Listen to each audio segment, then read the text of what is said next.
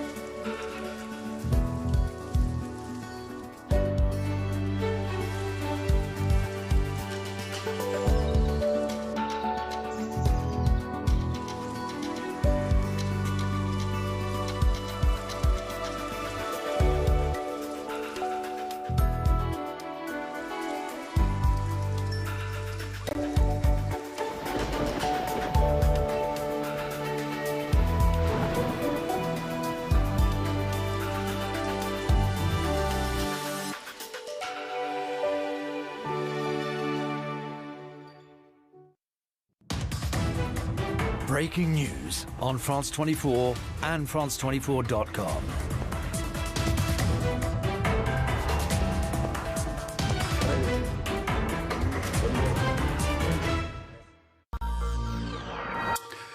Bienvenue tous, welcome to Live from Paris, world news and analysis from France 24. I'm Mark Owen. These are the headlines.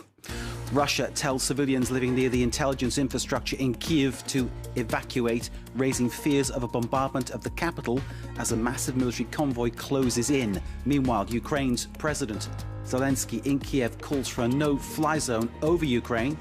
Ukraine's Foreign Minister Dmytro Kuleba says Ukraine ready to speak to Russia to find a solution, but not simply to follow ultimatums. There's also been a strike on a main broadcasting tower in Kyiv with fatalities. We'll be crossing to Gulliver Crag in Ukraine for the latest in a moment. Good evening, Gulliver. Europe continues its denunciation of the Russian military invasion. France's Prime Minister Castex calls it a cynical and premeditated act. Meanwhile, Ukraine steps up calls for a place in the European Union. Sport continues to show a red card to Russia after the FIFA decision to kick Russia out of the World Cup and football club competitions. Similar moves are made by rugby, skating, volleyball, and Hollywood has called cut. All this in the wake of the invasion of Ukraine. And coming up in the France 24 debate, we of course continue analysing what's happening in Ukraine. What if the Russians were actually against the war?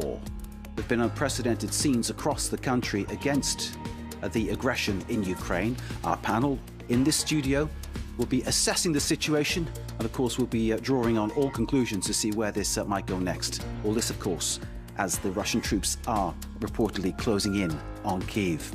From our team on the ground and from all our guests, we'll bring you the best analysis that we possibly can. All this live from Paris.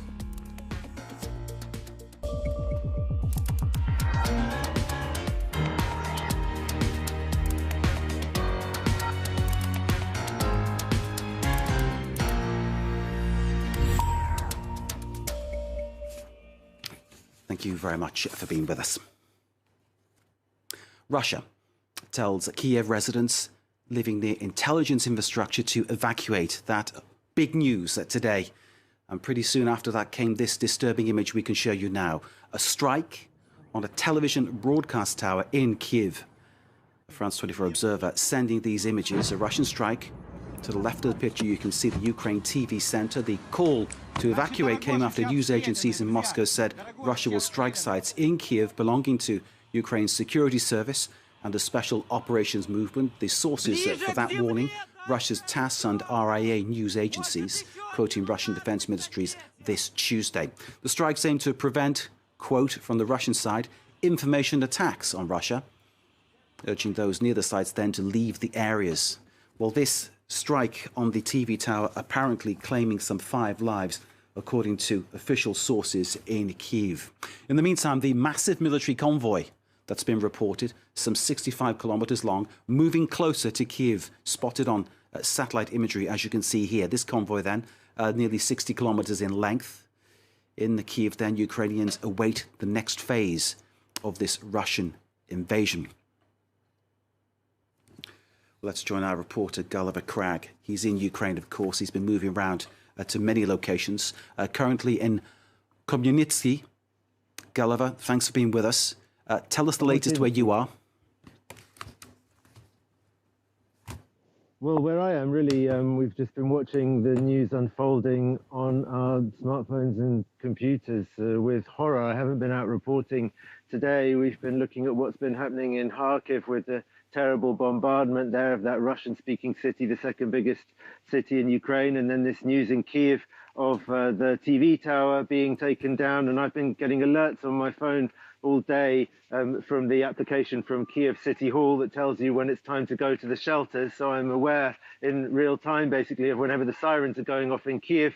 I also know that they've been going off even in Vinnytsia, which is the regional capital of the region that I'm in at the moment. Not a particularly strategic target, but it is the headquarters of the Ukrainian Air Force. So there are some military targets in this city. It's really the whole country that's under attack.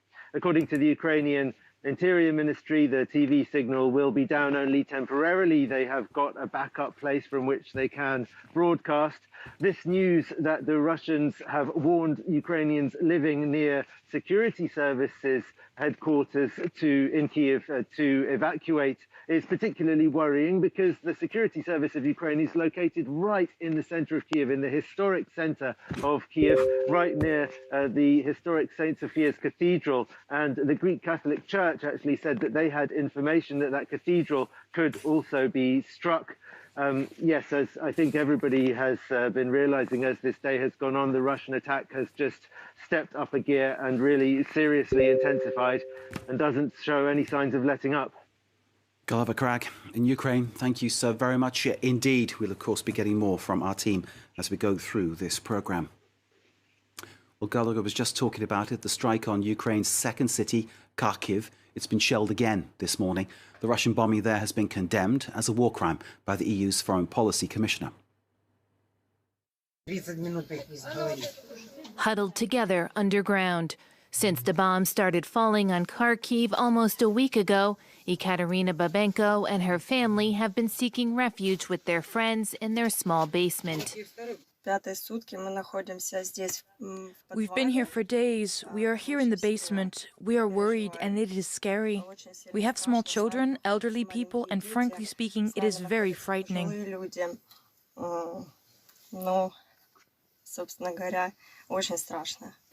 Their ordinary life in Ukraine's second city was turned upside down from one day to the next. Above them, the authorities say there have been many casualties in street fighting while shelling has intensified.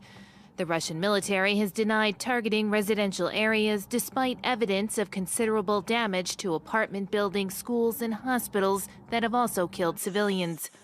For now, Kharkiv remains under Ukrainian control, and the advance of Putin's troops is proving to be slower than expected. This is also true for Kyiv, although a major Russian offensive is anticipated at any moment, with U.S. satellite images showing a train of armor stretching 65 kilometers long, some 30 kilometers northwest of the capital. Residents formed long lines to get their necessities from supermarkets, quickly stripping the shelves bare after the weekend curfew, where many passed a miserable time beneath the ground. The conditions are no better in pro-Russian separatist regions to the east, where people are also cowering in the darkness. We're afraid of explosion and shrapnel. If you die suddenly, it's okay, but if I become incapacitated, no one will take care of me. In Donbass, the Russian army is gaining ground, and pro-separatist leaders take delight on planting their flag on ruins, though for now at least, the other major cities elude them. Well, the European Union's head of foreign affairs says the shelling of Kharkiv violates the laws of war. Joseph Borrell said the EU stands unwaveringly alongside Ukraine in these dramatic moments. Borrell making the post on social media after talking with Ukraine's foreign minister. The Ukrainian president urged the EU this Tuesday via a video link to prove that you are with us. His words. In Ukraine's war with Russia, Volodymyr Zelensky spoke to an emergency session of the European Parliament a day after Kyiv officially asked to join the bloc. We call on all countries of the world to immediately and firmly react to such criminal tactics by the aggressor and declare that Russia's carrying out state terrorism. We demand that terrorists be put to justice in international courts. Volodymyr Zelensky talking to that emergency session in the European Parliament. Catherine Nicholson, our Europe editor, joins us now. Good evening to you. President Zelensky sees things his way. I'm wondering how his call for membership of the EU has been viewed in Brussels. Well, we've seen huge amounts of support in general for Ukraine in the chamber of the European Parliament in Brussels there. We saw standing ovations repeatedly during his speech, and those are speeches that were made in favour of Ukraine as well. You can see on the pictures there are lots of Ukrainian flags flying in Brussels today, and this was a big gathering held, as you can see, at the entrance of the Brussels site of the European Parliament with more speeches there. That happened just a couple of hours ago. And there's been a vote of members of the European Parliament voting overwhelmingly in favour of a resolution to condemn Russian aggression against Ukraine. 637 in favour, 26 abstentions, 13, though, voting against, including 2, I believe, French MEPs. However, question of membership of the European Union, something else. So 8 EU member states called yesterday for Ukraine to get fast-tracked membership, or a start of its candidacy status anyway. Ursula von der Leyen, President of the European Commission, also signalled that she could be in favour of this quicker accession path as well. But when you go to the individual member states, that's where things get a bit more hesitant. Germany expressing hesitation, also the Netherlands and France outright saying we mustn't make promises we can't keep to Ukraine. Even those who back Ukraine's membership of the EU acknowledging it wouldn't happen tomorrow. A bit earlier on, I spoke to the Foreign Minister of Romania. That was the very first country to ratify Ukraine's association agreement with the EU after the invasion in 2014. Take a listen to what he had to say. Support not only the European perspective of Ukraine, but also of the Republic of Moldova and of Georgia, because we consider that the place of these countries is within the European Union.